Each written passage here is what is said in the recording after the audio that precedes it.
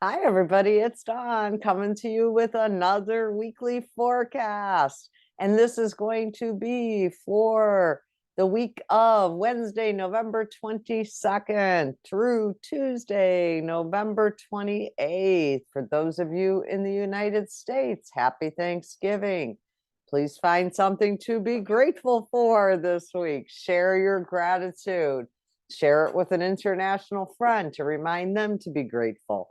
Gratitude is the best way for us to change our attitude and to get into the right frame of mind. When we count our blessings, it's hard to be upset. So my team just came in hot and heavy with that one. For today's reading, I am being guided to pull a couple deck cards from each of these two decks. First deck being Messages from Guides, James Van Praagh, and then adding in spell casting oracle cards. So I am going to get started. If one or other of these decks are you're more drawn to, don't be thrown off by the way that I'm doing this session. Just take the message from the deck that you really liked. Free will is always at play. So for this week, using the James Van Praagh cards, I am hearing we are going to pull 1, 2, and 3. And so for these, follow the golden rule. And the golden rule for me is do unto others as you would have them do unto you. Now, I am reading a new book right now. Many of you probably know of it, but one of the golden rules in that book is be impeccable with your word. Be impeccable with your word towards others. Be impeccable with your word towards yourself. Being impeccable in your word is the first way to live the golden rule. So you say you're going to help, you're going to be there, do it. You're saying you're making a change in your life, go ahead, follow through on that. You say you're going to be kinder and more gentle, go ahead and do that. So follow the golden rule. Next card would be this guy, and this is give without expectations. When we give from our heart without any strings attached, it's a much more aligned giving action. When we give expecting something in return, that's when we can be disappointed. That's when the energy exchanges can feel off. So giving from your heart because you want to, because you can, because you desire to help or do something for someone else the way that it was done for you is what I'm hearing. Last but not least is set your intentions. So remembering that we're coming up on the end of the year, everybody's going to be preaching to you about New Year's resolutions. I'm not a big believer in following the crowd on all that, so I like to do it early. I like to do it late and start getting my head wrapped around what it is that I really want to bring in. I don't want to make up a generic list of things that other people are saying and then get to June and be like, really? Did I really want to become a trapeze artist? No, just because I saw 5 other friends were doing that. So that kind of thing. Set expectations based upon your heart's desires and wishes and dreams, not just based upon what everybody else is doing, either with timing or with actual actions, is what I hear on that one. And then they're going to go ahead and have me support those messages with a couple cards from this deck. Now, like I said, remember, if you don't love deck 1 or deck 2, that's totally fine.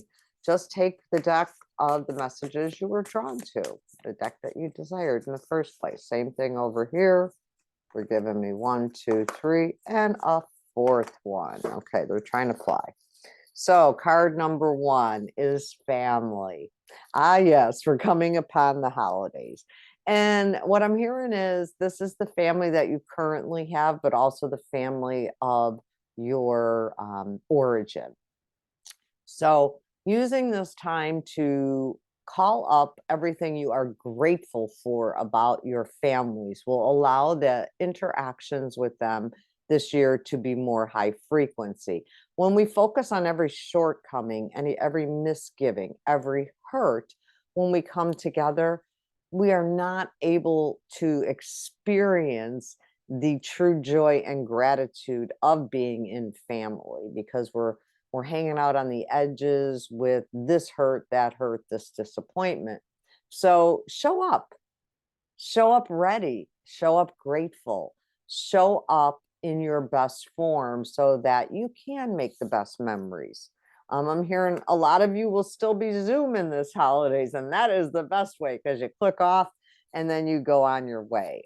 So love that card. Willpower, which is really apropos with the first part of the reading, which was about the new year and resolutions. This is deciding right now and here what it is that you want more of, that you want to align for the next year. And then making those steps and making positive actions to bring about that energy and frequency. So just really aligning your heart with your willpower, aligning what you desire is going to help you to get there sooner or more efficiently with less troubles or strife is the word that I hear. And also remembering that coming up on the end of the year is a great time to look back over the past year. What was my highs? What was my lows? What do I want more of? What do I want less of? And what do I want to try that's brand new and that's going to jazz me up? And the one thing that I hear is, and when people get to their deathbeds, they typically don't regret so much as what they did, but as what they didn't do, what they were afraid to do, what they didn't put that extra time and energy into developing in themselves. So there is that. And then we also will have, that's those guys. We had family, willpower. I got cards everywhere. I'm getting confused. These are my last two, though. Healing. That's what you're going to get. You're going to get healing of yourself in those relationships. And who doesn't want more healing in our life? Life is too short. And like I was just saying about coming to the end of your life, let's not have regrets. Let's do everything we can to live a life that really aligns with us. So when we get to the end of this incarnation, that we could say, yeah, that was a good life. That was a life well led from my heart, through my desires, and living the golden rule, helping others. Last but not least, this is so cool. Dreams.